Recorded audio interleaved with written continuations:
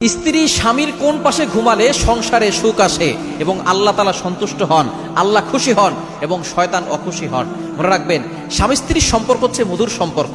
নবীজি সাল্লাল্লাহু আলাইহি সাল্লাম কোন দিকে ঘুমাতেন, কোন পাশে ঘুমাতেন এবং আম্মাজান আয়েশা রাদিয়াল্লাহু তাআলা আনহা তিনি কোন পাশে ঘুমাতেন, এই বিষয়গুলো জানলেই কিন্তু আমাদের সংসারের ভিতরে সুখ আসবে, শান্তি আসবে।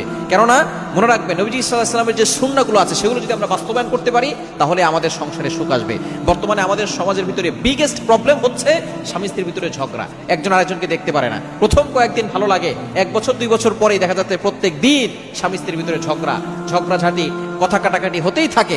এজন্য আমাদেরকে এগুলো দূরে রাখতে হবে এবং ঝগড়াঝাটি হওয়ার পর দেখা যাচ্ছে বিছানা আলাদা করে দেয়, একজন এক রুমে ঘুমায় আরেকজন অন্য রুমে ঘুমায়, অথবা খাটের একজনে এক মাথায় আরেকজন আরেক মাথায়, মাঝখানে কোলবালিশ থাকে, অথবা সন্তান থাকে, দেখা যাচ্ছে 2 জন ফোন টিপতেছে, এরকম অবস্থা হয়ে যায়। এজন্য সুন্নাহ নিয়মে ঘুমালে ওই সংসারের ভিতরে সুখ আসবে, আল্লাহ খুশি হবে। কেননা পৃথিবীর ভিতরে সর্বপ্রথম সম্পর্কের নাম হচ্ছে স্বামী আর স্ত্রী। আদম আলাইহিস সালামকে আল্লাহ তাআলা সৃষ্টি করেছেন, এরপরে হাওয়া আলাইহিস সালামকে সৃষ্টি করেছেন, তাদেরকে স্বামী স্ত্রী হিসেবে আল্লাহ পাক রব্বুল আলামিন জান্নাতে রেখেছেন। সুতরাং প্রথম সম্পর্কের নাম হচ্ছে স্বামী আর স্ত্রী।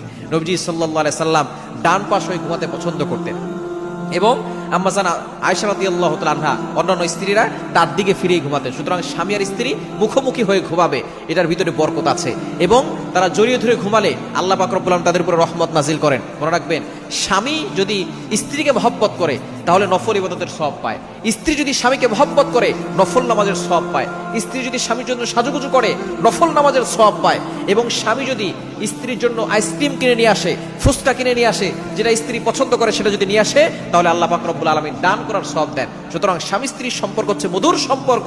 এই স্বামী স্ত্রীকে আল্লাহ পাক রব্বুল আলামিন যদি তারা 2 জন জান্নাতি কাজ করে, একসাথে তারা জান্নাতে থাকবে। এজন্য তারা একসাথে মুখোমুখি হয়ে ঘুমালে আল্লাহ খুশি হয়, শয়তান নারাজ হয়। কেননা স্বামী স্ত্রী ঝগড়া লাগবে, শয়তান সবচেয়ে বেশি খুশি হয়।